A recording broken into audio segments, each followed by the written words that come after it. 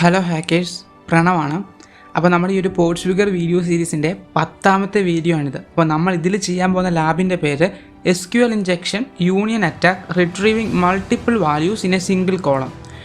അപ്പം ഈ ഒരു ടാസ്കിൽ നമ്മൾ ചെയ്യേണ്ടതെന്ന് പറയുമ്പം, അപ്പം ഇതിൽ യൂസേഴ്സ് എന്ന് പറഞ്ഞിട്ടൊരു ടേബിളുണ്ട്. ആ ടേബിളിൽ യൂസർ നെയിമും പാസ്വേഡും എന്ന് പറഞ്ഞ 2 കോളംസ് ഉണ്ട്. അപ്പം നമ്മൾ ഇതിൽ നിന്ന് അഡ്മിനിസ്ട്രേറ്റർ എന്ന് പറഞ്ഞ യൂസറിൻ്റെ പാസ്വേഡ് കണ്ടുപിടിക്കുക, അത് എൻ്റർ ചെയ്യുക, പരിപാടി കഴിഞ്ഞു. അതാണ് നമ്മുടെ ടാസ്ക് എന്ന് പറയുമ്പോൾ നമ്മൾ കണ്ടുപിടിക്കണം, അത് കണ്ടുപിടിച്ച് ലോഗിൻ ചെയ്യണം. പക്ഷേ ഇതിലുള്ള പ്രശ്നമെന്ന് പറയുമ്പം ഓൾറെഡി നമുക്ക് ആ ഒരു ലാബിൻ്റെ പേര് കേൾക്കുമ്പോൾ അറിയാം, നമുക്ക് മൾട്ടിപ്പിൾ വാല്യൂസ് ഈ യൂസർ നെയിം പാസ്വേഡും ഒറ്റ കോളത്തിൽ നിന്ന് എടുക്കാൻ പറ്റത്തുള്ളൂ. അതിന് പല കാരണങ്ങളാകാം. അതിൽ ഏറ്റവും സാധ്യത കൂടുതലെന്ന് പറയുമ്പം ഉള്ള കോളത്തിൽ ഒറ്റ ഒരെണ്ണം മാത്രമേ ഈ ഒരു സ്ട്രിങ് ടൈപ്പ് അക്സെപ്റ്റ് ചെയ്യത്തുള്ളായിരിക്കാം. അതായിരിക്കും ഏറ്റവും വലിയ സാധ്യത എന്ന് പറയുമ്പോൾ. അപ്പോൾ ഒരു യൂണിയൻ അറ്റാക്ക് ചെയ്യുമ്പോൾ നമ്മൾ ആദ്യം ചെയ്യുന്നത് എന്താണ്? നമ്മളതിൻ്റെ നമ്പർ ഓഫ് കോളംസ് കണ്ടുപിടിക്കണം. അപ്പോൾ നമുക്കത് ചെയ്യാം. ഓക്കെ, ഞാനത് ഓൾറെഡി ആക്സസ് കൊടുത്തിട്ടുണ്ട്. ആസ് യൂഷ്വൽ ഞാൻ എപ്പോഴും പറയുന്ന പോലെ നമുക്കറിയാം എവിടെയാണ് ആ വൾണറബിലിറ്റി എന്ന്. അത് ഈ ഒരു കാറ്റഗറി ഫിൽറ്ററിലാണ്. സോ ലൈഫ് സ്റ്റൈൽ എടുക്കാം. ലൈഫ് സ്റ്റൈൽ എടുത്തു, ബർപ്പിലോട്ട് എടുത്തു. ഓക്കെ, ഞാനിത് റിപ്പീറ്ററിലോട്ട് കൊടുക്കുന്നു. ഇതൊക്കെ നമുക്കറിയാവുന്ന ആ മെത്തേഡാണ് ഞാൻ. സോ അതുകൊണ്ടാണ് ഫാസ്റ്റിൽ പോകുന്നത്. സോ യൂണിയൻ അറ്റാക്ക് നമ്മൾ ചെയ്യാൻ പോവാണ്.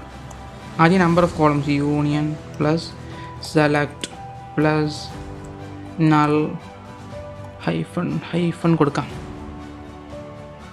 അത് എററാണ്, അപ്പോൾ ഒന്നുകൂടെ ആഡ് ചെയ്ത് നോക്കാം. നൾ.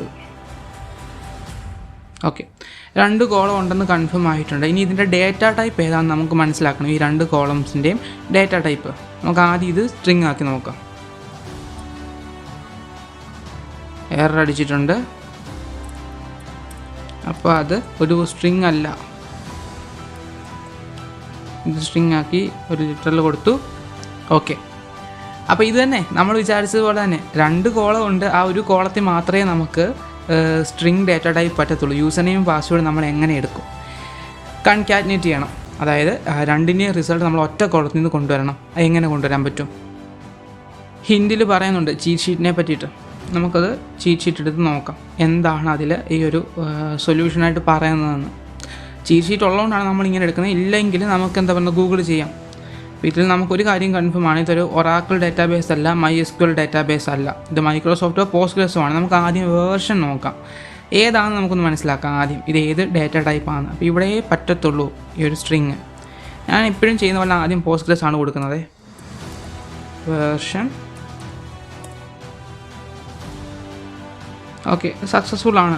പോസ്റ്റ്ഗ്രസിൻ്റെ ഡാറ്റാബേസ് ആണ്. അപ്പോൾ അത് കൺകാറ്റിനേറ്റ് ചെയ്യുന്നത് ബാർ യൂസ് ചെയ്തിട്ടാണ്. ഓക്കെ, എന്ത് കൺകാറ്റിനേറ്റ് ചെയ്യുന്നത്? യൂസർ നെയിം എന്ന് പറഞ്ഞിട്ടുള്ളതും പാസ്വേഡ് എന്ന് പറഞ്ഞിട്ടുള്ളതും column. User name bar password. Error അടിച്ചിട്ടുണ്ട്, കറക്റ്റാണ്. പക്ഷേ അല്ല, സോറി, ഇനിയുണ്ട് ഫ്രം യൂസേഴ്സ്. ഓക്കെ, സക്സസ്ഫുൾ ആയിട്ടുണ്ട്. ഓക്കെ, നമ്മുടെ അഡ്മിനിസ്ട്രേറ്ററിൻ്റെ പാസ്വേഡ് ഇതാണ്. അത് നമുക്ക് കിട്ടിയിട്ടുണ്ട്. സോ ഈസി ആയിരുന്നു. നമ്മളത് ജസ്റ്റ് നമ്മുടെ അക്കൗണ്ടിൽ വരുന്നു,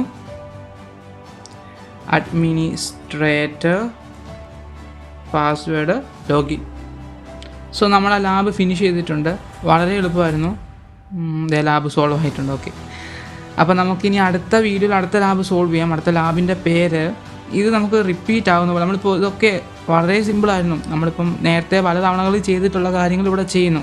മെത്തേഡ് സെയിം ആണല്ലോ. അപ്പോൾ നമുക്ക് അറിയത്തില്ലെങ്കിൽ നമ്മൾ ഗൂഗിൾ ചെയ്യുന്നു, അല്ലെങ്കിൽ ചീറ്റ് ഷീറ്റ് നോക്കുന്നു, കാര്യങ്ങൾ പഠിക്കുന്നു, മനസ്സിലാക്കുന്നു, വർക്കൗട്ട് ചെയ്യുന്നു. പിന്നെ നമുക്ക് ഓൾറെഡി അതിൻ്റെ കോർ കാര്യങ്ങൾ അറിയാം. എങ്ങനെ? നമ്മൾ ഓൾറെഡി അത് എക്സ്പ്ലെയിൻ ചെയ്തതുകൊണ്ട്.